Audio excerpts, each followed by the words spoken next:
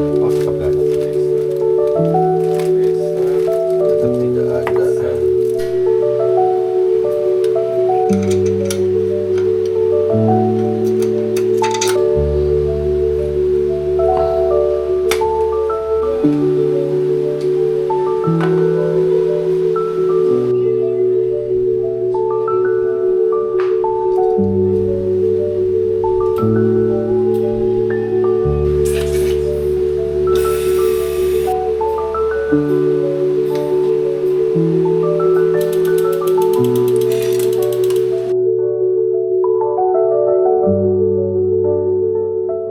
Hari ini adalah new bike day.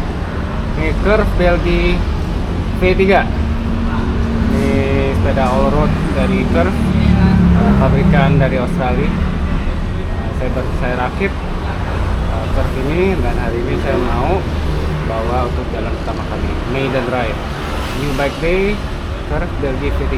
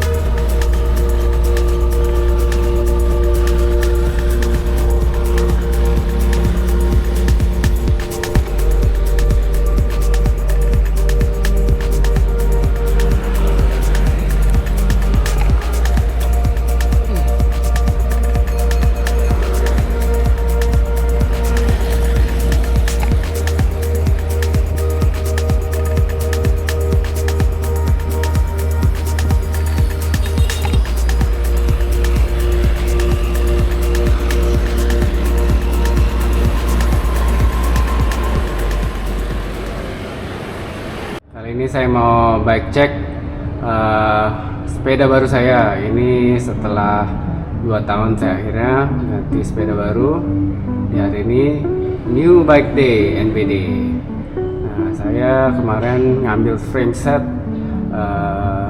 frame sepeda all road keluaran pabrikan Australia yang namanya Curve.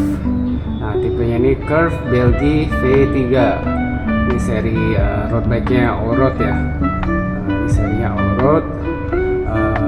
Kemudian beberapa part saya masih pakai dari sepeda lama saya, dari Topstone, sebenarnya saya masukkan ke sini. Nah, sepeda Topstone kemarin yang sering saya pakai, sepeda utama saya sebelum ini itu peruntukan untuk gravel, tapi saya pakai untuk ultra endurance.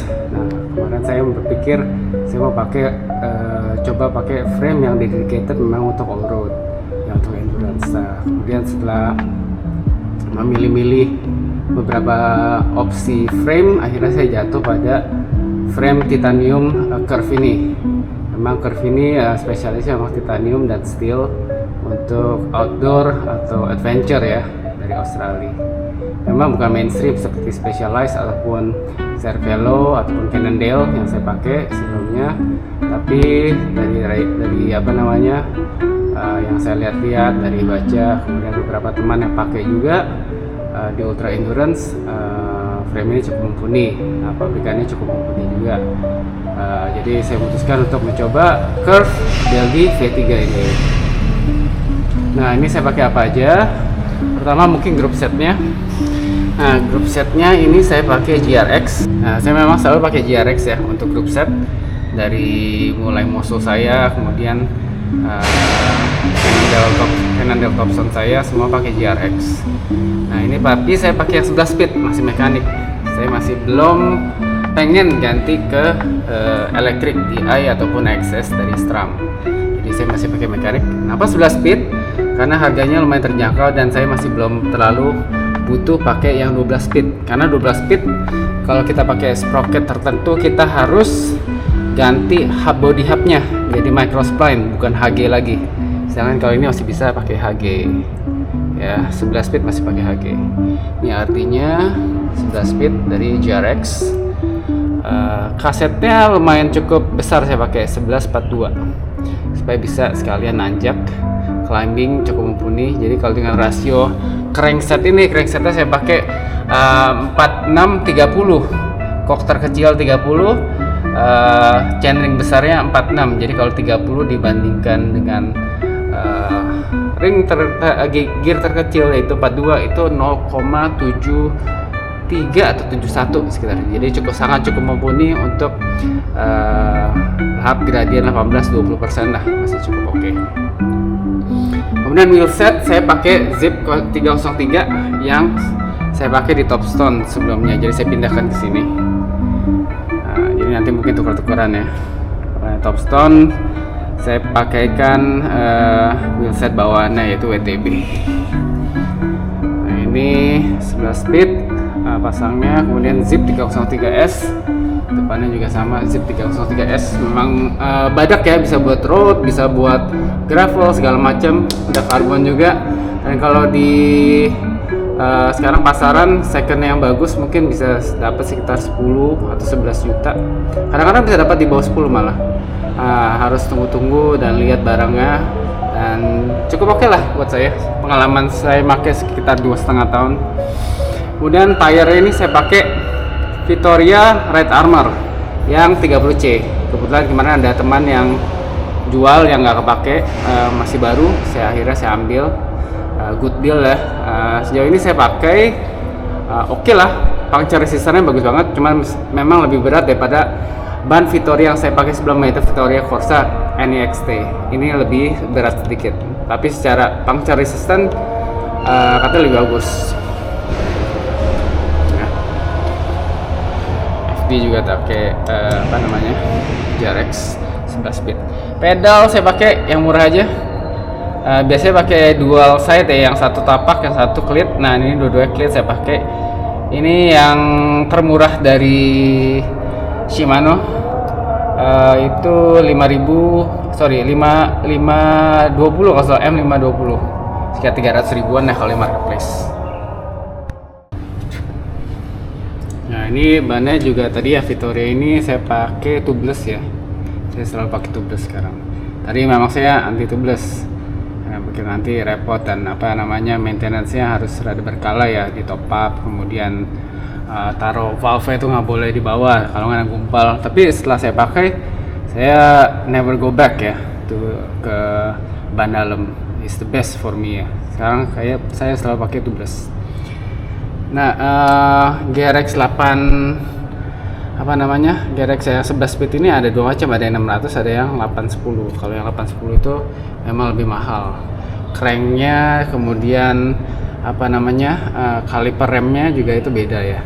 Kalau yang 600 itu setara 105 untuk roadnya. Kalau yang 810 itu setara Ultegra. Tapi buat saya sih, saya cukup pakai yang RX 600 ya, setara 105. Karena masalah harga cranknya aja sendiri bisa beda sekitar hampir 1 juta. Jadi buat saya tidak perlu pakai yang top of the line karena nggak terlalu signifikan buat saya rasanya. Ini kalipernya juga saya dulu pakai yang RX 600. Bidon saya pakai yang titanium, tapi bukan yang merek Wolf Tooth ataupun Silka ya. Ini yang 300.000 ya, merek Cina kali ya. Nah, ini lihat ada lambang burungnya, lambangnya si curve. Ini juga shifter yang RX 600 setara 105. Garmin saya pakai 1040 sekarang, saya ganti dari 530 karena mata saya sekarang udah plus. Jadi kalau malam-malam saya butuh layar lebih besar, dan karena saya pakai untuk kebanyakan ultra endurance sekarang perlu baterai lebih besar, jadi ini bisa tahan sekitar 80-90 jam sekali charge. Stem pakai Zip service course, top cap, steer tube dari bawaan dari si Curve, dan seat post. Nah, seat post ini saya dapat dari Cannondale, saya pindahin dari Cannondale. Mana saya beli yang zip tapi nggak masuk ya, Pak. Jadi terlalu ke bawah gitu. Jadi saya pakai yang Cannondale punya. Ini lampu saya pakai Phoenix. Terpercaya. Auto odok 1000 saya pakai ini. Tahan 6-7 jam. Di sini bisa ada indikator ini. Hijau artinya masih 80% ke atas. Kalau merah udah di bawah 60. Saddle Prologo Dimension. Ada 2 ukuran, 153 yang namanya space, lebih lebar lagi untuk pantat atau seat bone yang lebih lebar. Ini ada pasnya, ada kalau di Brooks namanya carved ya, ini namanya pas, supaya ada ini aja, ada celah buat relief di pantat kita. Nah, ini saya 1143 pakai railingnya yang chromoly, yang T-Rox. Curve Belgi V3. Itu aja kali ya. Oh ya, ini mounting saya pakai dari Zip punya, supaya bisa langsung. Kadang-kadang saya mau pasang clip on bar ya. Jadi kalau pakai yang dari Garmin punya, dia makan space di sini, makan space di bar sini. Jadi saya nggak bisa pasang clip on bar untuk rest bar itu ya. Jadi saya beli ini supaya dia langsung dari stem, dari clampnya. Bar tab pakai Silca Nustro, ini recommended buat kalau yang buat jarak jauh, rada tebel. Kalau yang mau yang rada murah meriah dan bagus, itu pakai yang strummer yang model lizardkin, sekitar 100 ribuan tuh saya pakai. Biasanya saya doublein. Kalau misalnya bar tab yang rada ekonomis, biasanya kita doublein, kita bungkus dulu pakai mungkin yang busa, kemudian kita bungkus lagi ya kayak model strummer itu. Jadi itu oke banget. Nah, itu aja kali ya. Ini tadi saya coba udah tes sekali ride pertama tadi sekitar 10-12 kilo lah. Karena frame ini dan topstone kira-kira mirip, reachnya cuma beda 1 mm secara geometri. Jadi tadi saya pakai, wah lumayan ngepas tuh, lumayan udah langsung klop gitu. Mungkin ada 1-2 hal yang perlu ditweak dalam sebulan ke depan ketika saya mulai long ride, mulai ride di atas 2-3 jam baru kerasa kira-kira apa yang harus ditweak. Ya, terima kasih sudah menonton video ini. Jangan lupa like, share, comment, subscribe.